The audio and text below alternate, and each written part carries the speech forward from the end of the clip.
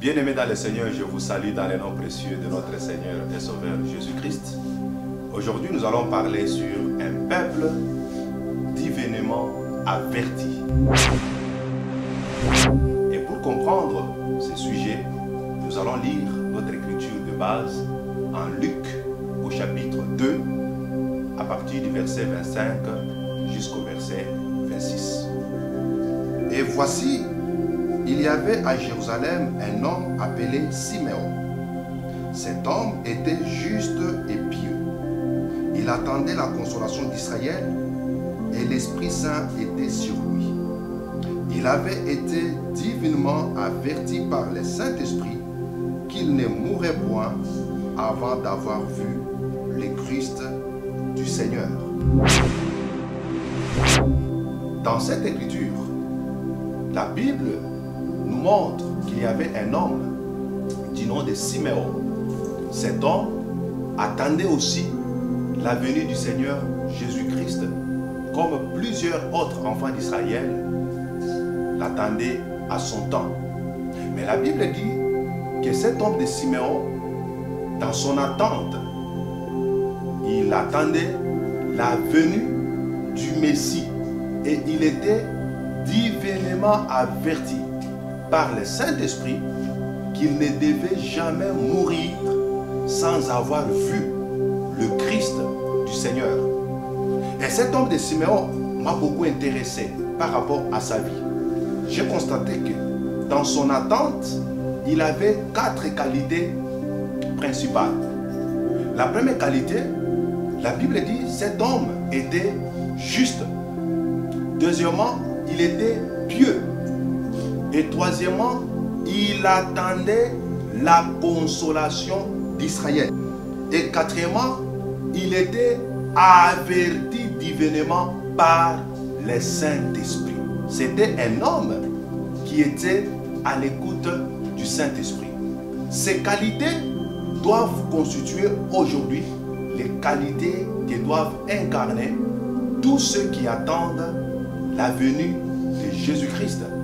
Lui, Siméon, attendait Jésus dans sa première venue.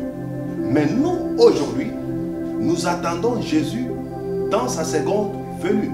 Et le Seigneur, il a gardé la même procédure pour avertir toujours son peuple.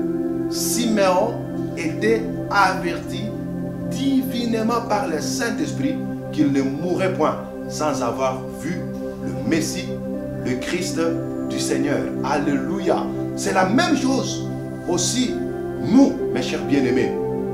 Dieu, il ne fait rien sans avoir averti son peuple.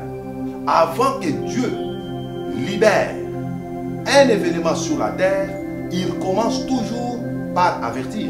D'ailleurs, nous allons aussi les lire en Amos au chapitre 3, le verset 7e. La Bible dit, car le Seigneur, l'Éternel, ne fait rien sans avoir révélé son secret à ses serviteurs, le prophète. Dieu ne fait rien sans avoir révélé ses secrets à ses serviteurs, les prophètes. Avant que le Seigneur puisse faire quelque chose, il commence d'abord à révéler cela à ses serviteurs, le prophète. Dieu a gardé sa manière de travailler toujours unique. De la même manière que le Seigneur avait travaillé dans l'ancienne alliance, c'est de cette même manière qu'il continue encore à travailler dans la nouvelle alliance.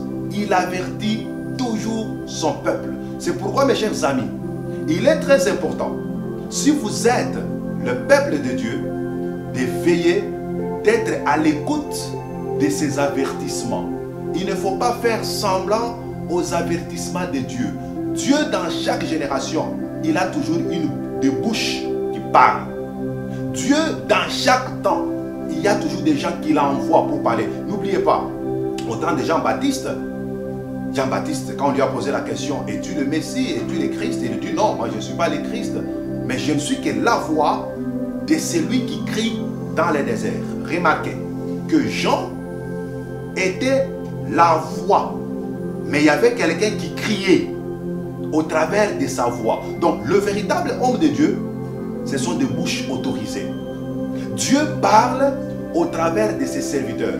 Il avertit au travers de ses serviteurs. N'oubliez pas, en Ézéchiel 33, le verset 6, Dieu dit à Ézéchiel, la sentinelle, lorsqu'elle voit l'épée venir pour frapper le peuple, la sentinelle doit prendre la trompette pour sonner, afin d'avertir le peuple. Le message de la prédication, le message du salut, le message de la venue de Jésus, c'est un avertissement pour le peuple de Dieu et aussi un avertissement pour les nations tout entières. C'est un message qui touche toutes les couches possibles. C'est pourquoi, vous qui m'écoutez, il ne faut pas vous endurcir. Laissez-vous avertir par la parole que vous attendez. Parce que l'épée du jugement de Dieu viendra. Que vous le vouliez ou pas, ce que le Seigneur avait déjà arrêté dans la nuit de temps s'accomplira. Il n'y a aucune de ces paroles qui restera sans toutefois être accomplie. Tout ce qui est sorti de la bouche de Dieu s'accomplira certainement. Nous allons encore comprendre ce que le Seigneur a dit, surtout par rapport à notre temps d'aujourd'hui. Nous allons lire Matthieu 24, le verset 35 jusqu'à 38. Il est écrit: pour ce qui est du jour et de l'heure, personne ne le sait, ni les anges des cieux, ni le Fils, mais le Père seul. Ce qui arriva du temps de Noé arrivera de même à l'avènement du Fils de l'homme. Car dans les jours qui précédèrent le déluge, les hommes mangeaient et buvaient, se mariaient et mariaient leurs enfants jusqu'au jour où Noé entra dans l'arche. Et ils ne se doutèrent de rien jusqu'à ce que le déluge vienne, les emporte tous. Il en sera de même à l'avènement du Fils de l'homme. Amen. Ici, c'est Jésus qui parle. Il dit que parmi les signes qui annoncent sa venue, il y a aussi le temps de Noé. Le Seigneur dit, ce qui arrivera au temps de Noé arrivera de même au jour du Fils de l'homme. Ça, ce sont les avertissements du Maître, Jésus, lui-même, en train de parler pour avertir son peuple, pour avertir ses enfants. Il tire notre attention sur ce qui était arrivé du temps de Noé. Et pour encore bien comprendre ce que nous sommes en train de parler, nous allons lire encore Hébreux au chapitre 11, le verset 7e. Lisons. C'est par la foi que Noé, divinement averti des choses qu'on ne voyait pas encore, et saisi d'une crainte respectueuse, construisit une arche pour sauver sa famille. Et c'est par elle qu'il condamna le monde et devint héritier de la justice qui s'obtient par la foi. Quelle merveilleuse écriture! C'est par la foi que Noé fut divinement averti des choses qui n'étaient pas encore arrivées. Vous allez remarquer que d'une manière générale, les gens ont souvent des doutes par rapport aux choses qu'ils n'ont pas encore vues. L'homme aime bien qu'on lui parle des choses qu'il voit. Quand on lui dit que ça s'appelle comme ça, l'homme accepte facilement.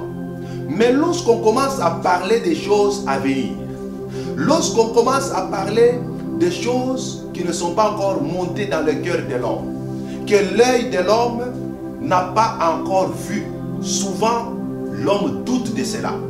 C'est comme quand Ésaïe parlait qu'une vierge concevra. Comme ce n'était pas encore arrivé, Beaucoup de gens avaient du mal à croire. Cependant, quand les gens ne croient pas, la parole de Dieu, elle, continue toujours sa marche jusqu'à l'accomplissement. C'est pourquoi un jour, cette dame de Marie, elle a croisé l'ange Gabriel. La parole a été faite chair en Marie. Vous comprenez? Donc, quand Dieu parle, il n'a pas besoin que les gens puissent accepter le même jour. Parce que Dieu, il ne parle pas pour plaire aux gens. Il est en train de révéler les choses qu'il fera même dans les jours à venir. N'oubliez pas, Jésus a dit, lorsque le Saint-Esprit viendra, il vous rappellera les choses que je vous ai enseignées et il vous annoncera même les choses à venir. C'est là où il y a la force et la puissance du Saint-Esprit. Le Saint-Esprit est capable de sonder le passé, le présent et l'avenir. Le Saint-Esprit est capable de nous dire les choses à venir. C'est pourquoi Noé, il était averti de la venue du déluge. C'est comme ça qu'il a commencé à construire l'arche. Il a commencé à prêcher. Il a cru à ce que Dieu lui avait annoncé sans avoir vu. C'est pourquoi, mes chers amis, nous avons cru en Jésus sans l'avoir vu. Et nous croyons que Jésus reviendra encore pour la seconde fois sans avoir vu cela. Mais nous croyons, ça s'accomplira. C'est pourquoi, mes chers amis, comme nous savons que même la terre ici, oh, j'aime bien l'apôtre Pierre, il dit, la terre d'à présent est réservée pour le feu. Écoutez-moi, cette terre sur laquelle nous sommes avec vous, elle sera brûlée un jour. Ce sont les choses qui vont venir. C'est ce qui fait que le monde a du mal à accepter, à croire les choses à venir. Mais nous sommes les bienheureux parce que nous croyons à cela. Cette terre ici sera brûlée. C'est pourquoi, mes chers amis, aujourd'hui, il faut faire comme Noé. Il est entré dans l'arche. Et l'arche, aujourd'hui, il ne s'agit pas d'une église locale. Il ne s'agit pas d'une communauté. Mais l'arche, c'est Jésus-Christ lui-même. Lorsque vous croyez en Jésus, vous entrez dans l'arche. L'arche, c'est le royaume même spirituel de Dieu. Lorsque vous croyez en Jésus, vous entrez dans son royaume. Vous devenez fils et filles du royaume. En ce moment-là, le jugement qui frappera cette terre, le déluge qui est le symbole même du jugement, qui s'abattra sur la terre, bien-aimés, nous serons épargnés à cela. Mais écoutez ce que Jésus dit. Ce qui arrivera du temps de Noé arrivera de même au jour du Fils de l'homme. Une question qui mérite de recevoir la réponse est que qu'est-ce qui était arrivé au temps de Noé? Parce que le temps de Noé est parmi les avertissements que le Saint-Esprit nous a donnés. Un bon croyant, il doit avoir l'œil sur ce qui était arrivé au temps de Noé et chercher à les comparer à son temps pour qu'il ne puisse pas être surpris par les déluges du jugement de Dieu. C'est pourquoi nous allons lire Genèse au chapitre 6 à partir du premier verset pour comprendre les caractéristiques du temps de Noé et savoir si ces caractéristiques correspondent au temps d'aujourd'hui. Que le Seigneur vous bénisse. Lisons. Lorsque les hommes eurent commencé à se multiplier sur la terre et que des filles leur furent nées, les fils de Dieu virent que les filles des hommes étaient belles et ils en prirent pour femmes parmi toutes celles qu'ils choisirent. Alors l'Éternel dit, mon esprit ne restera pas à toujours dans l'homme, car l'homme n'est que chair et que ses jours seront de 120 ans. Les géants étaient sur la terre en ces temps-là. Et il en fut de même après que les fils de Dieu furent venus vers les filles des hommes et que leur eurent donné des enfants. Ce sont des héros qui furent famés dans l'Antiquité. L'Éternel vit que la méchanceté des hommes était grande sur la terre et que toutes les pensées de leur cœur se portaient chaque jour uniquement vers le mal. L'Éternel s'est repenti d'avoir fait l'homme sur la terre et il fut affligé en son cœur. l'Éternel dit, j'exterminerai de la face de la terre l'homme que j'ai créé, depuis l'homme jusqu'au bétail, aux reptiles et aux oiseaux du ciel, car je me répands de les avoir faits. Mais Noé trouva grâce aux yeux de l'Éternel. Alléluia. Quelle merveilleuse écriture, mes chers amis. Nous sommes maintenant au temps de Noé. Nous allons analyser pour voir si le temps de Noé correspond aujourd'hui à notre temps. Parce que Jésus nous a averti que lorsque vous verrez les choses qui sont arrivées au temps de Noé arriver à vos jours, sachez que le Fils de l'homme est à la porte. Sa venue devient imminente. Je peux même dire très imminente. Remarquez maintenant, au temps de Noé, la première des choses qui était arrivée, la Bible dit, quand les hommes commençaient à se multiplier sur la terre. Donc, la multiplication des hommes sur la terre. Au temps de Noé, les hommes devenaient de plus en plus nombreux. Et quand vous remarquez aujourd'hui, mes chers amis, nous tendons vers les 8 milliards d'habitants sur la terre. Nous constatons que sur la terre, les hommes se multiplient. Deuxièmement, on dit qu'au temps de Noé, les filles étaient nées. Et les fils de Dieu ont vu la beauté des filles des hommes. La beauté des filles des hommes. Le temps de Noé est caractérisé par la beauté. Est-ce qu'on peut dire Amen? La beauté des filles. C'est pourquoi vous allez remarquer qu'aujourd'hui, nous sommes aussi à l'âge de la beauté. Quand vous prenez une fille de 1900 et une fille de 2000, vous allez constater que ce sont deux personnes différentes au niveau de la beauté. Vous allez remarquer, à chaque fois que nous tendons vers la venue de Jésus, les filles des hommes deviennent encore de plus en plus belles. C'est l'âge de la beauté. Et la beauté est là avec un objectif de séduire surtout les enfants de Dieu. Vous allez remarquer, il n'y a pas seulement la beauté de la femme, mais beaucoup aujourd'hui tendent à ce qui est encore beau. Quelqu'un a besoin d'avoir une super femme, quelqu'un a besoin d'avoir un super téléphone, les hommes ont besoin d'avoir une super maison, les hommes ont besoin d'avoir toujours attendre à ce qui est plus excellent. Nous ne sommes pas contre l'excellence, mais je voulais juste vous révéler que la beauté constitue une des caractéristiques du temps de Noé. La femme devient très belle aujourd'hui. C'est pourquoi il y a même des produits de beauté. C'est juste pour améliorer encore de plus en plus la beauté de la femme. Et quand la femme devient encore très belle, mes chers frères et sœurs, il y a risque que le Fils de Dieu puisse tomber aussi dans les péchés. Alléluia. C'est possible que le Fils de Dieu puisse tomber dans les péchés. Je ne suis pas dans la guerre de ceux qui disent les fils de Dieu ici sont des anges. D'autres disent que c'est la descendance des Seth et que les filles des hommes, c'est la descendance de Caïn. Je ne suis pas là. Mais ce qui m'intéresse moi, c'est que la beauté parvient même à attirer le Fils de Dieu. C'est pourquoi aujourd'hui, Satan, comme il sait que les hommes sont à la quête de la beauté, il ne les présente que ce qui est beau pour les séduire encore davantage. N'oubliez pas que même les apôtres de Satan, ils se déguisent en ange de lumière, en ministre de lumière. Alléluia. Donc la beauté, c'est l'une des caractéristiques du temps de Noé. Troisième caractéristique du temps de Noé, la Bible dit ceci: mon esprit ne restera pas à toujours dans l'homme, car l'homme n'est que chair et que ses jours seront de 120 ans. Dieu, la limitation de la durée de vie de l'homme sur la terre.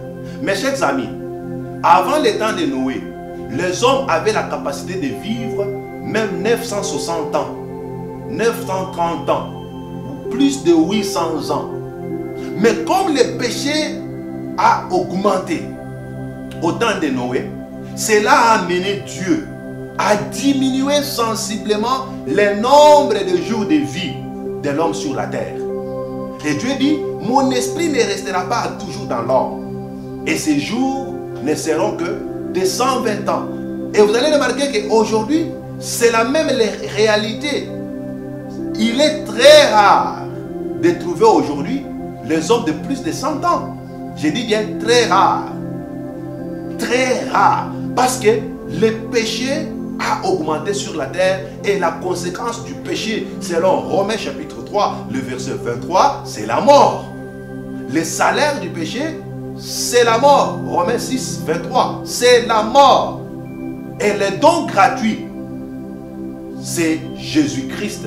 La justification que nous avons en Jésus-Christ. Il n'y a que Jésus seul qui peut nous justifier et capable de nous donner la vie éternelle. C'est pourquoi quand nous croyons en Jésus, nous avons la vie éternelle. Les croyants ne meurent pas, ils se reposent. Parce que nous avons la vie éternelle en croyant en Jésus-Christ. Quel privilège d'être un croyant de Jésus. Quel privilège d'être appelé chrétien. Mes chers amis, si nous sommes des chrétiens, c'est pour avoir la vie éternelle. Si nous avons donné nos vies à Jésus, c'est pour avoir la vie éternelle. Il n'y a pas autre raison. Dieu dit, mon esprit ne restera pas toujours dans l'homme, parce que son cœur est toujours attaché vers le mal. La quatrième caractéristique, on dit, les géants étaient sur la terre en ces temps-là.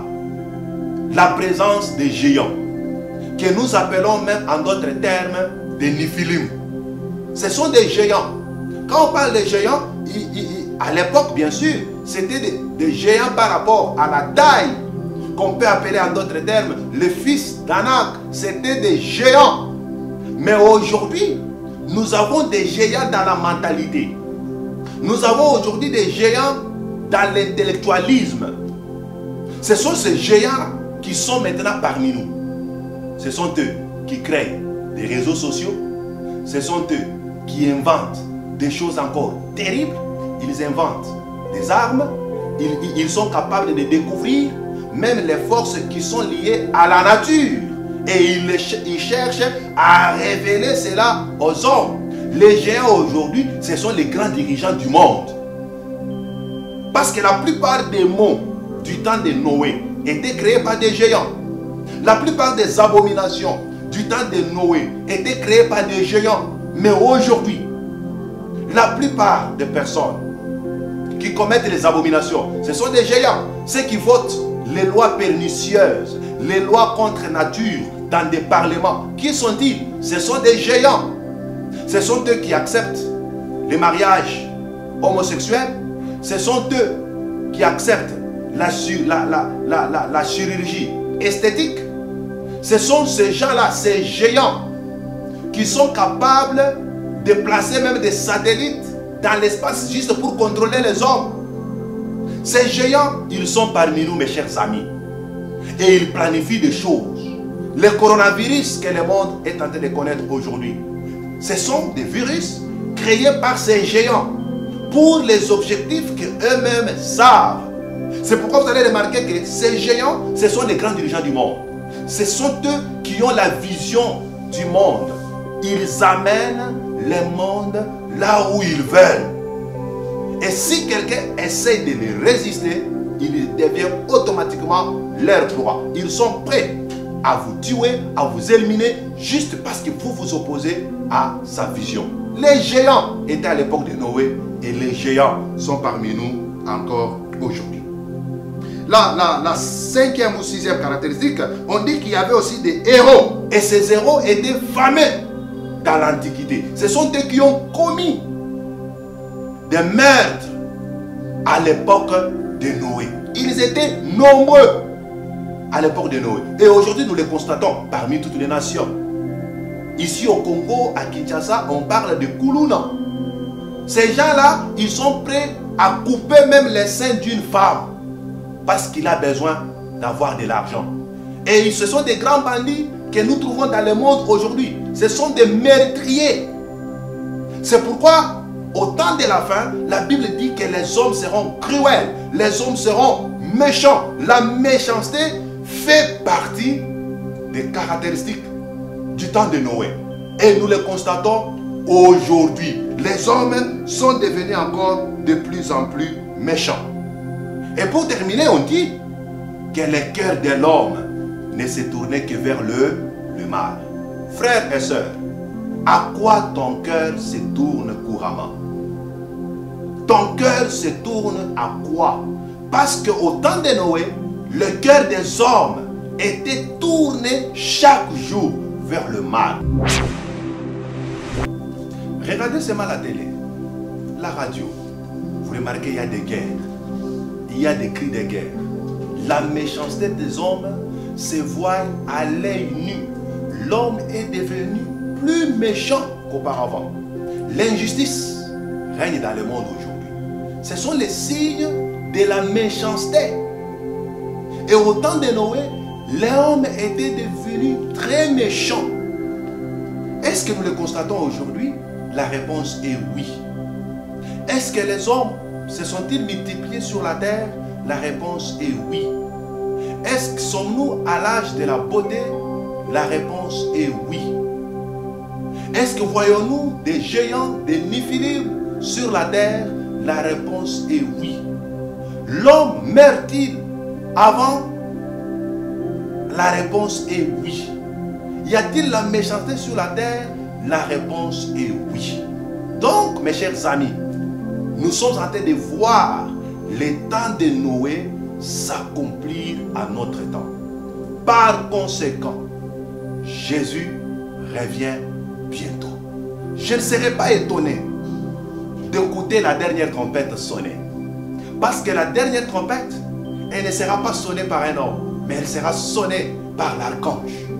Dieu lui-même sonnera cette trompette-là.